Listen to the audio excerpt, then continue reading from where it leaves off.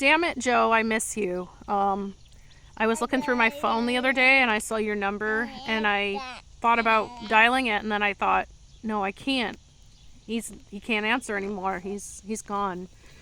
And yeah, I keep getting shocked. I keep thinking he's still around, and then remembering that he's gone. So it's hard. Grief is hard, but I have so many good memories though. 4th of July's with you guys, and jobs that you got me when I was out of work and I was kind of directionless and kind of fumbling around in my life. Like that time that we were deconstructing that building, and that those nailed together boards fell on my head and I ended up in the hospital. But I always appreciated the work, even though it was, it was physical labor, but I learned a lot. I learned so much from you. I learned about tools and how to use them properly, but I think the most important thing I learned was respect for myself. You always emphasized holding your head up high no matter where you were in your life or what you were doing, being proud of who you were and being proud of what you were working on, and doing the best job you possibly could. And that is a lesson I've carried with me to this day. Yeah, I really took that one to heart, and I really appreciate that one, Joe. You were a second father to me. You taught me so much. There were all those hours spent out in the yard working on my various cars, and multiple engines that I exploded because I didn't listen to you about keeping my fluids topped up. And I'm a stubborn girl. That was a hard lesson, but I finally did learn that. And just so many things. I learned, how to pull nails out of wood, and how to use a hammer properly, and how to, what socket different sizes, or how to read the socket sizes and all of that stuff. So I really appreciate you, and I really miss you now that you're gone. There are times I still want to call. Like I said the other day, there are always going to be car questions that I have that I don't know who to call now to get my mechanical questions answered.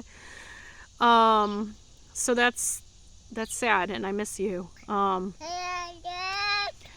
But yeah, you passed on some good stuff to your children too, and everyone you were around. Like, you influenced everybody. We all have things now that we wouldn't have had if we hadn't come in contact with you, Joe. So I really do appreciate everything, and I miss you big time. Remember the shenanigans we got into that one time when I called you? I was living in Naples at the time, and I had something wrong with my car. I don't even remember what. I think it was like some strange random noise or something I wanted you to check out.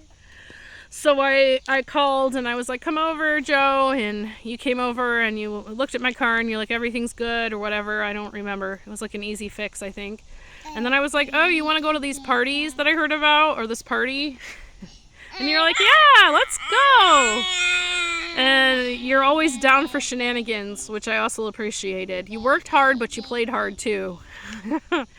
So one party turned into like 3. We ended up like getting really drunk. We were like shooting pistols off with these people in the woods up in the hills of Naples. I don't even remember where we were. And we were so drunk we could not find our way back. And we were like trying to call Robin. And she's like, I don't know where you guys are. Like, really irate. Like, what the fuck? Like, my husband was supposed to be home hours ago. Oh, yeah. She was so mad. When I finally did get him back to the house, she wouldn't talk to me for, I don't know, weeks, maybe a month. But I don't blame her. She was like, you took my husband off on some freaking shenanigans in the woods in Naples. Like, and then you were calling me drunk, like, trying to figure out where you were. But she always forgave us, and so many good times. And there was the fireworks and the wooden spoon, and just a lot of fun times, harmless shenanigans out in the middle of nowhere. Yeah, I will always treasure those memories. I will always appreciate everything. And then there was working at Roadie's, and I guess nobody ever got paid from that job, but it was a learning experience. just a lot of life lessons. I really, really appreciate them. And yeah, I don't know what else to say except I just appreciate the way you mentored me and you taught me things and you acted like a dad for me. My own dad is a hard person to get along with, and I couldn't learn those things from him. I love him too, but he's very difficult for me to get along with. So I needed a second father in my life, and that's the role you played for me, Joe. So I appreciate that. And I do. I seriously miss you. And I hope you're in a better place. And I hope there is an afterlife so I get to see you someday and say it to your face, like, thank you.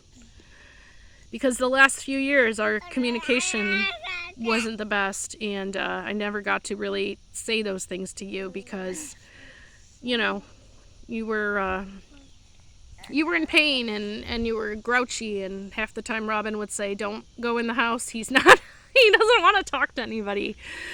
So, and I get that too. Like, I understand being sick and in pain and not wanting to see anyone and not wanting to talk to anybody. So I think you are in a better place now because you obviously were suffering the last couple of years. So, yeah, that's all I want to say. I just love you and I miss you. And, yeah, I hope I can pass on. I've got little ones of my own now, and I hope I can pass on some of the things that you taught me.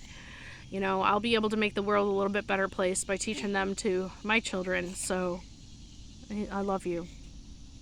Bye.